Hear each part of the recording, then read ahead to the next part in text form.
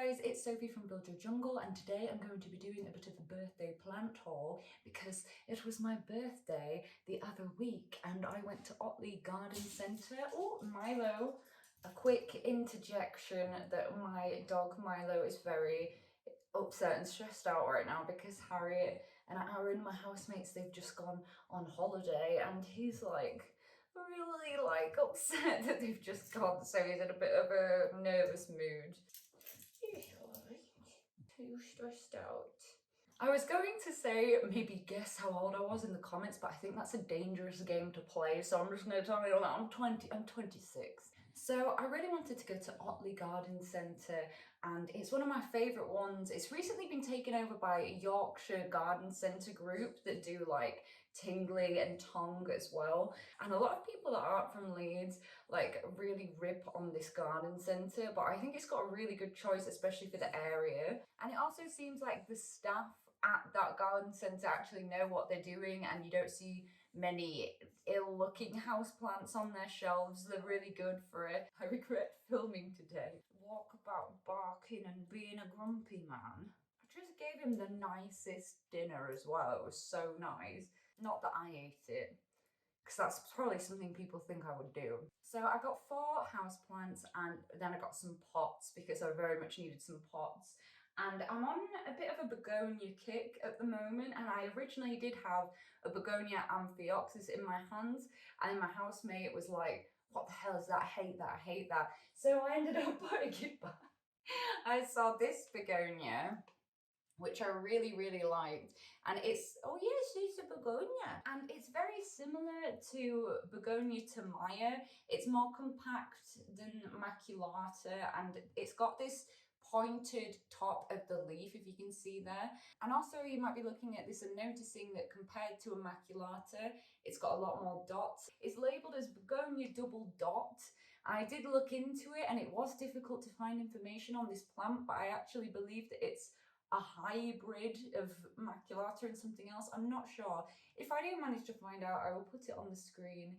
But I've found this type of cane begonia just really easy to grow, and I'm wanting to get more into begonias, and this seemed like a nice, safe, but beautiful option. I really like silver blister variegation. I really like spotty plants. And also another difference between this plant and Maculata is you can see the backs kind of have this red tinge to them, but it's not like super red Louboutin shoe level like a lot of other begonias are. This was a very full plant, so I thought, you know, I can probably get a lot of props from this. And it was £12.99.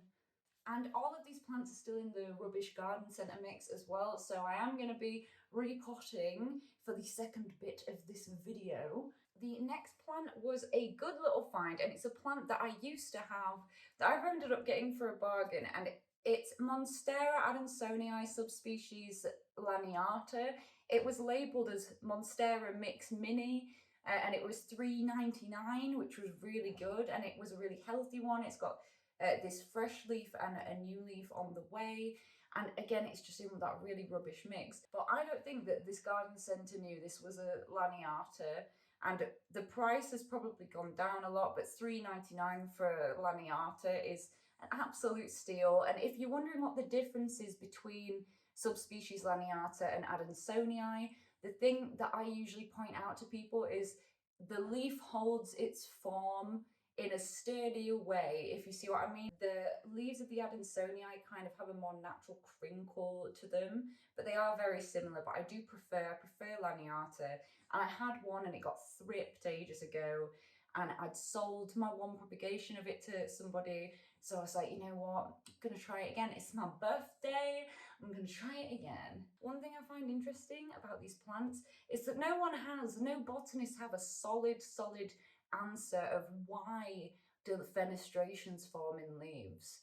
There are theories, but it's not been confirmed. But I personally think it's because plants wanted us to be able to look through them at each other. Pure facts. Next, I have another begonia because, again, I was on the begonia kick, and I've seen this one before. I really wanted it, and I was in a little 6cm pot again, so I was like, Oh yes, a bargain. And why it's all wiggling all about is because I went to pest spray these and it was literally just all flopped out of the pot. The whole soil flopped out of the pot into my bath. So, and I was like, leaving it for now. Oh, the tiny little spider, don't go on me. Well, the tiny little spider can't live in here actually because I'm about to go on my basil, please. There you go. But even before it fell out in my bath, and this is not the best specimen, but it's because I really wanted one of these. It was only $2.99, so I was quite happy for it to be a semi-rescue situation. And it's had like garlic snails, or snails, see there's a hole there, nibbling on it. And it looked a little bit yellow. I couldn't see any pests though. Hopefully there will not be garlic snails in here because that would be quite annoying. This is a type of Rex begonia and I believe it's begonia maple or maple leaf or something, but I'll double check. And it's got this silver variegation again, but it's also got a purple tinge to it and it's just really beautiful. It doesn't pick up that well on camera. And I've never had a Rex begonia before, so I'm just gonna see how it goes and apply my normal begonia care routines to it. And there are so many beautiful species of begonia, but particularly Rex begonia. But I really, really, really want to get begonia Sinbad because I think it's so beautiful. Also, begonia brevirumosa. And finally, for plants, this was so out of character for me. Oh, this bud's opening as well, so cute. Right, I got an orchid. Phalaenopsis are always the things I think of as the gift plant. I've given many of them to people. And one reason I don't like them usually is because I always think when the flowers die, all of the pizzazz of the plant is gone. But I was in Wildcraft Bakery and I saw this type of Phalaenopsis. I thought, one very similar to it at least. I thought it was absolutely beautiful. And then when I saw this and it was only $14.99, I checked on the roots of this one, it was really healthy because the other ones had quite a bit of rot. And it's this Phalaenopsis, it's so stunning. I think it's lovely and I'm willing to have a plant that is just that, just for these plants because they're so beautiful. Do you like this? It's pretty, isn't it? Do you smell this? Oh, he's killing my arms, this Milo. Can we switch? Oh, can I put you under my hip like a basketball? Yeah. I was saying to my friend when they asked me what I'd got from the garden centre, and I was like, I got an orchid. And they were like, good luck with that, knowing that it would be difficult. But I did, oh, that's right in front of my face. I did a little orchid rescue when I was staying at someone's house on their plant.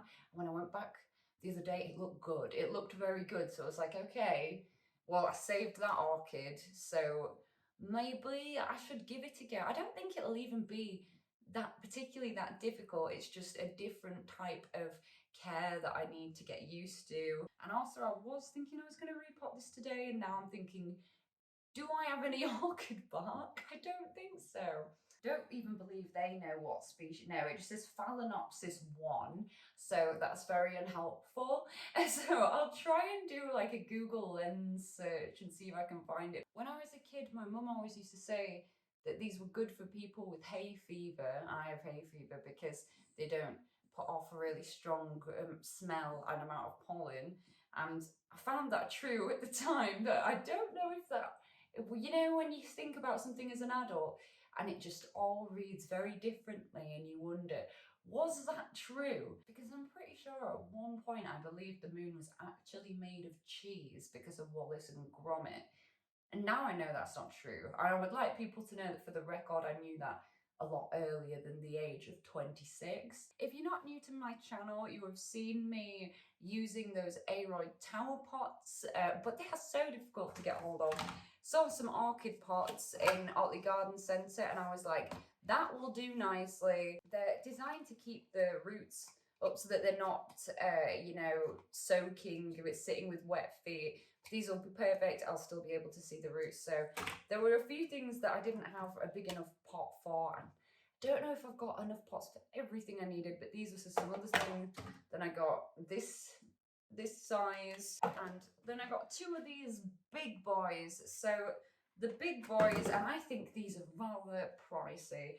$2.99 for the 21 centimeter, $1.99 for the 15, and $1.69 for the 12. And then what was much cheaper were these 4 terracotta pots, which were like £1.09 each. And I got these for my succulents that I need to repot and stuff, because I'm definitely going to be doing a succulent repotting soon. I thought if Milo was just asleep just in my arm like that, then you were going to make me have massive muscles. And I really love terracotta pots and how they look, but they are not a good choice for the tropical plants that I have a lot of, so I don't often get them. But because I've got some succulents and semi-succulents that really need repotting now, I was like, terracotta, and I realised they were so cheap as well. I expected it to be more, because online you seem to get ripped off for terracotta pots. Do I look like a fungus gnat? So now I want to take a look at all the roots and do a little repotting of everything and see as well if I find any pests. I hope not. So I'm going to do the little ones first. I'm very low on small pots, so I'm just going to see what the roots are like. I've got this pot for one of them, but also I'm thinking about, like, with this one, Monstera roots grow very quickly. A question that I get asked a lot is, how long do you wait until you repot? And I always say that it depends on a lot of factors, but it's like, for example, with this plant, it's in a really shit mix that's really, really wet and heavy right now, and it's just not going to be good for this plant. So I'd rather get it off now. But I have had these plants in the house for a week.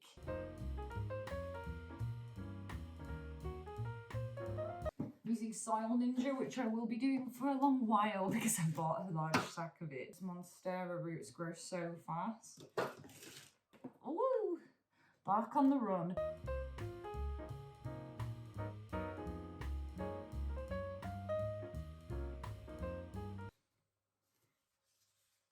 There we go.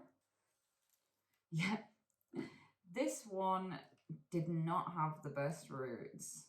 I also am a bit concerned there might be some rot on this plank. It's a bit mushy. It's difficult to remove soil off begonia roots because they're so delicate. Some of the roots are just mushy and are just immediately falling off. I did know that this plant was in a bit of a rescue situation. I'm not sure about this bit.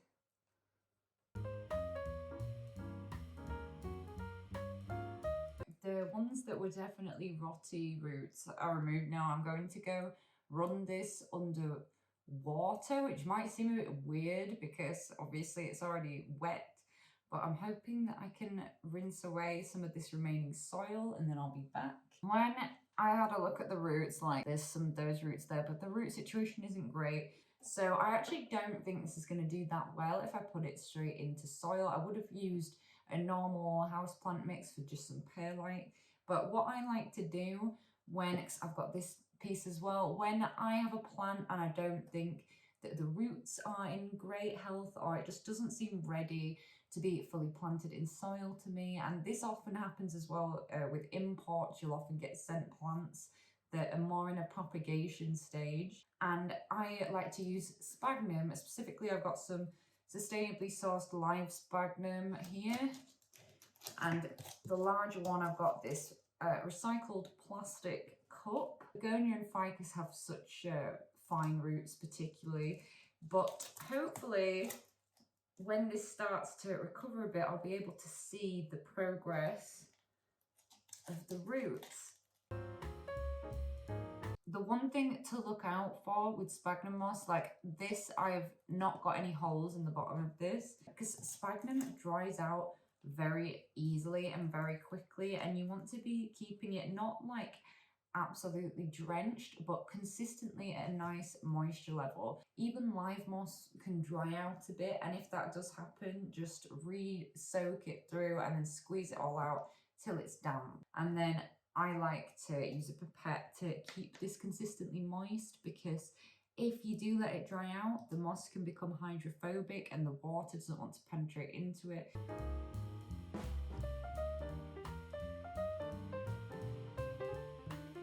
now for this big beauty. The backstory of this plant is that it fell over many times in the boot on the way home, and then I had to climb over the back seat to stand it up again. And it ended up with some damaged leaves. It's got so many caterpillars on it as well. I have to show you some close-ups. With begonias, I've had a fungal issue with my begonia Tamaya after I spilt shampoo on it. Don't even ask.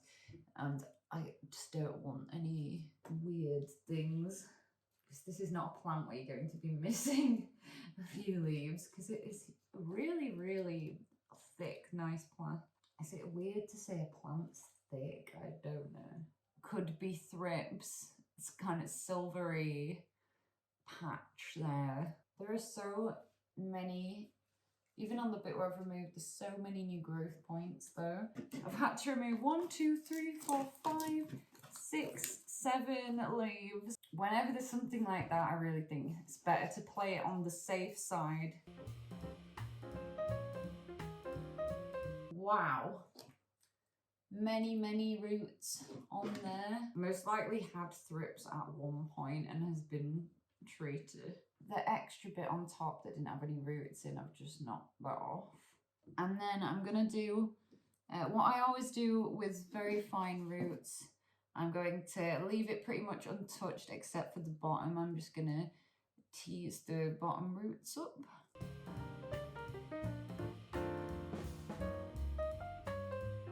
Right, so I've just teased the bottom roots loose like that, and then we're gonna go straight in here with the normal houseplant mix from Soil Ninja.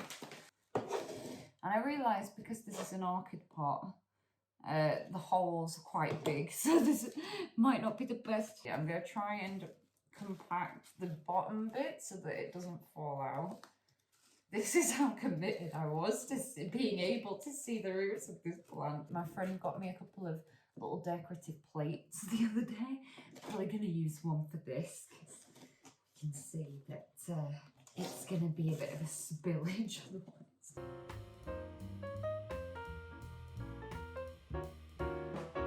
This is one reason I love clear pots, because look at this.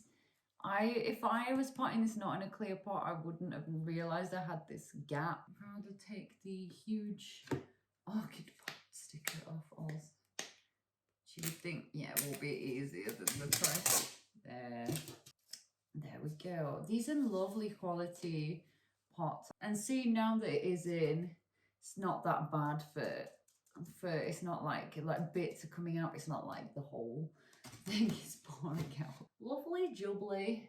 For this orchid, I'm actually not going to be repotting it because I don't have orchid bark. So I'm just going to remove this kind of spent leaf. And this leaf's yellowing a bit, but other than that it's fine. So I'm gonna leave that one. There we go. So that's all I'm doing to this. The leaves are looking nice and glossy from SB Invigorator. I realise I should not have been doing this bare hand, but barehanded. Knowing orchids, like there's probably some other roots in there that need a bit of a prune, but it will have to be a story for another day when I have some orchid bark. So anyway, that's going to be it for this planty haul and repotting. Let me know what the last plant you bought is in the comments down below. At the moment, I'm making long form content every Friday and I'm uploading shorts whenever I'm able to, so please subscribe to be notified when I next make a video. I also post every day on Instagram. There's all kinds of funky stuff on there. And if you guys fancy buying some illustrated houseplant products, then please head over to my website. It's buildyourjungle.com. I hope that you have a fantastic day and weekend and the rest of the week and all of the times ever.